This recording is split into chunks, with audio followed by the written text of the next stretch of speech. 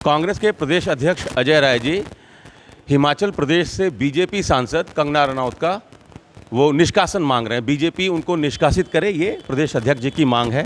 अध्यक्ष जी, बीजेपी ने सफाई इस पर दी है, बाकायदे नोटिस जारी करके ये कहा है कि इससे पार्टी का कोई लेना देना नहीं है। क्यों?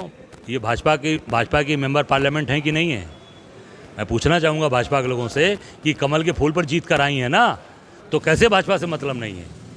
भाजपा उनको निष्कासित करे, निष्कासन की कार्रवाई करे और पूरे देश के किसानों से कंगना रनौत माफ़ी मांगे, नहीं तो आने वाले समय में भारतीय जनता पार्टी को किसान समझाया है और मजबूती से समझाएगा। आप कह रहे हैं कि वो नशे में बयान, बिल्कुल, वो हमेशा नशे में रहती हैं, वो नशे की बात करती है और हमेशा नशे में रहती है। इस नाते जो हमारा धरती पुत्र है, जो हमारा पेट भरता है, जो हमें अन्न पैदा करके देता है, जो हमें हमारी जीवन रक्षा करता है, उसके लिए अपशब्दों का प्रयोग किया है कंगना रनौत ने।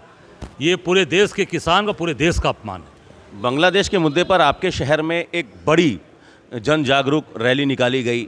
राज्य सरकार से लेकर केंद्र सरकार तक बांग्लादेश के विषय पर मुखर हैं। कांग्रेस पार्टी का इस पर क्या स्टैंड है? नहीं, क्लियर स्टैंड है, एकदम साफ। आप देखे होंगे जब विपक्ष की मीटिंग थी उसमें पूरे नेता, हमें राहुल जी से लेकर सभी विपक्ष के लोग गए थे, उसमें मोदी जी खुद गायब थे। मोदी जी उस मीटिंग में नहीं आए थे। हम चाहते हैं कि वहाँ बिल्कुल वहाँ पे सद्भाव बना रहे, लोगों की रक्षा हो, और जो यात्रा निकाले ये केवल भाजपा आरएसएस के लोगों का दोहरा चरित्र है। मैं पूछना चाहूँगा उनसे, जो लोग यात्रा में शामिल थे, जो लोग थे, कि वो बतावें कि जो प्रधानमंत्री बांग्लादेश की, जो पूर्व की प्रधानमंत्री रही हैं शेख हसीना जी को भाजपा ने कहाँ छिपा रखा है, ये काशी की जनता और देश की जनता को पता है। मुख्यमंत्री जी ने कहा एक रहेंगे तो सेफ रहेंगे। नहीं, ये फेल हो चुके हैं, योगी फेल हो चुके हैं, न रोजगार दे पा रहे हैं, न काम दे पा रहे हैं। तो केवल बड़ी बड़ी बात बोलना और जनता के साथ उनको कोई भी जो भी कार्य हो रहे हैं, आप देख सकते हैं किसानों के ऊपर आरोप लगाना।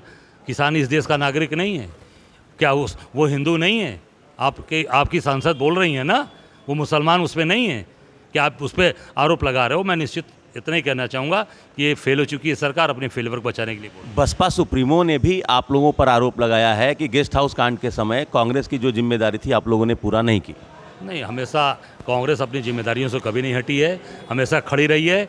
बसपा भारतीय जनता पार्टी के एजेंट के रूप में बोलती है, कांग्रेस हमेशा अपने जिम्मेदारी, अपने कर्तव्यों पर खड़ी रही। आखिरी सवाल, आप इलाहाबाद में मौजूद थे, आपके सबसे बड़े नेता ने कहा कि मिस इंडिया कॉन्टेस्ट में भी आरक्षण होना चाहिए। उनका मोटिव ये, वो उन्होंने डायरेक्ट नहीं कहा, लेकिन जो बीजेपी के लोग कह रहे हैं कि वो मिस इंडिया कॉन्टेस्ट में भी राहुल गांधी आरक्षण चाहते हैं। देखिए, उनका कहना आरक्षण आपने सुना नहीं होगा। मिस इंडिया में उन्होंने कहा कि कोई आया नहीं, आरक्षण की बात नहीं गई थी। मैं था उस कार्यक्रम में, वो गलत इंटरप्रेट किया जा रहा है। उन्होंने मिस इंडिया में आरक्षण की बात नहीं, उसमें कहा था कि सबको मौका मिलना चाहिए, कोई भी हो, चाहे वो आदिवासी समाज का हो, अनुसूचित हो, ओबीसी, किसी भी समाज का हो, माइनॉरिटी हो, हर व्यक्ति को मौका मिलना चाहिए। उन्होंने इस बात कहा, और राहुल जी ने ये बात कही थी, सबको मिलना चाहिए अवसर। और मैं समझता हूँ कि उसका असर आप देखिए कि अभी झारखंड में एक आदिवासी की बिटिया अभी किसी कॉन्टेस्ट में अभी आई है, वो भी अब हमारे वहाँ के हेमंत सोरेन से मिलने गई थी।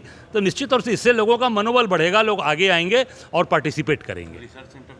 रिसर्च सेंटर बंद कर दिया मोदी जी, यहाँ रहते गंगापुत्र रहते हुए, उनके गुजरात के आए हुए वीसी ने उसको बंद कर दिया।